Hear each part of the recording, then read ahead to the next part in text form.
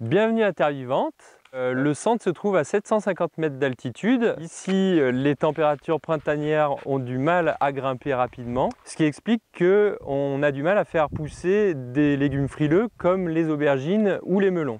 On a cherché une parade et on a conçu cette expérimentation.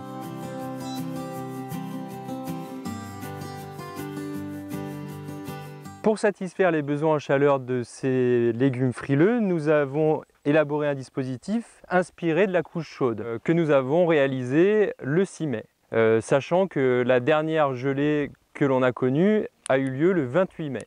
Nous avons disposé des bottes de paille qui ont permis de retenir différentes couches de fumier et de tonte de gazon qui, sous l'effet des micro-organismes, se sont mises à fermenter et à monter en température. Ici, pas de montée en température spectaculaire. Actuellement, la température de la couche chaude est de 25 degrés, alors que la température du sol actuellement est plutôt aux alentours de 15 degrés. Les aubergines sont connues pour cesser leur développement en dessous d'une température de 12 degrés et pourtant ici elles se portent plutôt assez bien et on observe déjà quelques fruits se former. Quant aux melons, ils sont un petit peu moins frileux. La température optimale des melons est de 25 degrés, ce qui est parfait au sein de cette couche chaude. Le risque des couches chaudes, c'est une montée en température trop élevée, qui peut aller jusqu'à 50 degrés.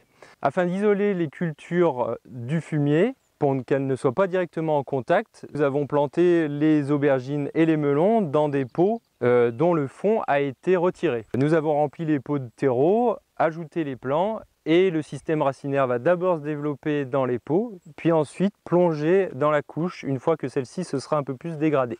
Nous allons continuer à suivre cette expérimentation, à voir si enfin au centre Terre Vivante nous allons réussir à obtenir des melons et des aubergines. Ce test est réalisé dans le cadre du magazine Les 4 saisons et fera l'objet d'un article prochainement.